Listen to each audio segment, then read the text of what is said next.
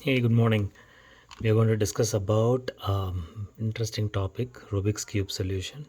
And we all know that Rubik's is one of the very interesting puzzle that has been solved all over the world with so much of competition, speed cubing, and so on.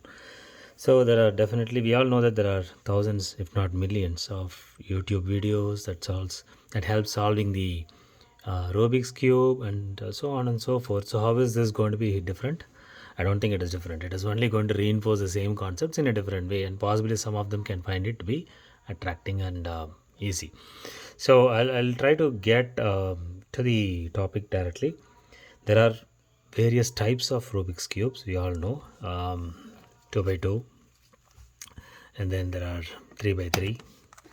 So and then it keeps going up to let's say 4 by 4, and then also 5 by 5.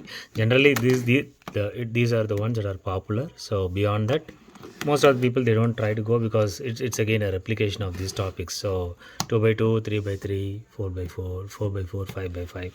So we go with it. And there are of course special cubes. There are a lot of special cubes that we have nowadays, some of them very challenging.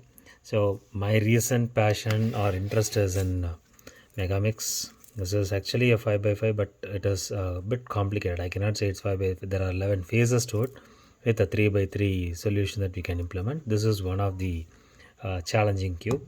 And of course there is also a windmill. It looks to be very simple, but if you see this, there are only two phases instead of three. So if you look at it, it becomes very complicated as we go. So it'll be tough to solve. So this is one of the passions. So I'm not going to focus on any of these. Rather, I would focus on the 3 by 3 at this point.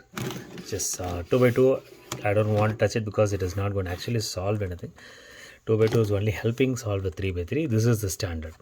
Okay, so let's take a small break and then get back.